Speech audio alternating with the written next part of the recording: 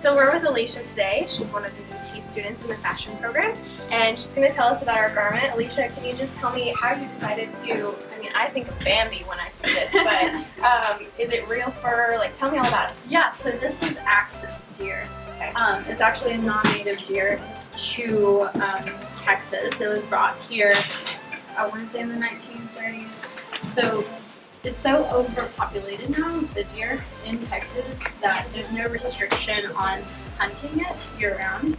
So there's pretty much a lot of hide left over once these deers are hunted. So I decided to just take what was left over and make that into something beautiful. I think the spots just make it. I love it. How did you come about wanting to use hide, or did you see something? What inspired you? So back home, a lot of people in my family are hunters. I definitely don't see a lot of fur fashion specifically from deer, and also from both my parents' sides. They have Native American ancestry, and I thought it'd be really interesting to incorporate something like that into my designs.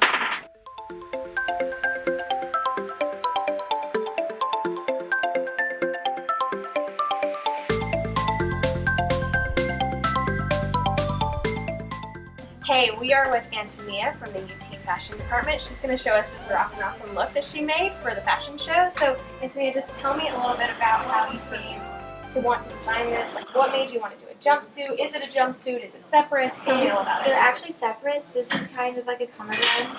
It's a tuxedo without the jacket because the jacket won't fit on the ruffles. But I've just always loved tuxedos. I think they're very, like, if done right, can be very feminine. It's like kind of empowering. Cool. So I know that it's not finished, but from start to finish, how long do you think you would say this piece has taken? I think that there was one point where I was up for like 3 days straight working on it. So Oh, what, like literally straight? You didn't go to bed? I think I took like a 2 hour. That is dedication. Wow. Okay. So what was the hardest part about building this look? Definitely the shirt. This is my second one I've had to make because the first one didn't go over very well. The tension was messed up and so all of it was pulling, and this was really funky. How are you going to style it on the runway? I'm just going to keep it very simple, just black strappy heels, maybe a red lip. Cool. Cool. Well, thanks for taking the time to explain your look with us. Thank you.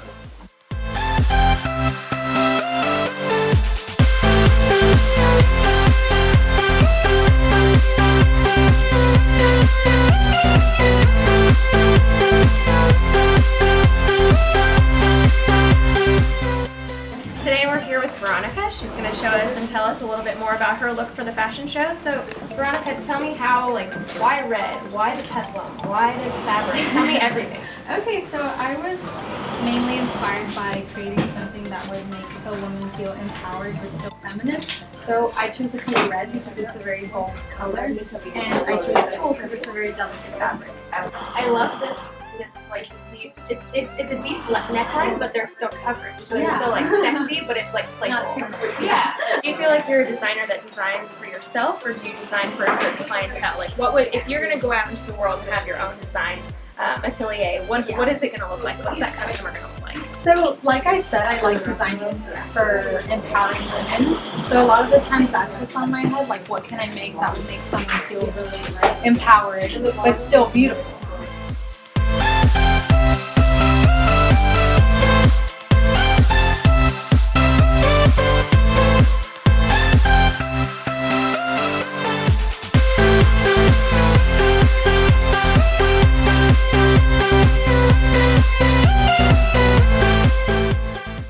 So I was gonna let Veronica go and be like off easy, but then I saw this fancy number and I was like, what? So I had to get her to tell me about this one because it's totally my vibe. I would totally wear this off to Fashion Week. I hope you let me, but tell me about it because it's awesome and it's unique. So where was your mind going? So here I was kind of playing with the same thing, like doing contradicting of something really kind of masculine and something feminine. So I got some inspiration from like the military uniforms, and I made this really boxy, kind of masculine, oversized jacket.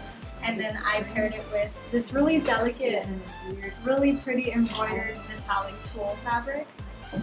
And I thought the combination was such a neat mix. Yeah. So explain to me your process with the flowers, because that's what drew me to it. I'm like, oh, it's weird, it's awesome, I love it. So I don't know if you know of the Pulsar, but he does such amazing paillette work with like flowers on all his garments, and it inspired me to just try it because I'd never made paillette flowers before. So I literally just made them. They come like in separate sequences, and you combine them as you want it to. I'm playing around with where I can put the paillettes, but so far I have just like this one. Okay. Well, thank you for Yeah, letting of me course. pull you Thank again. you so much.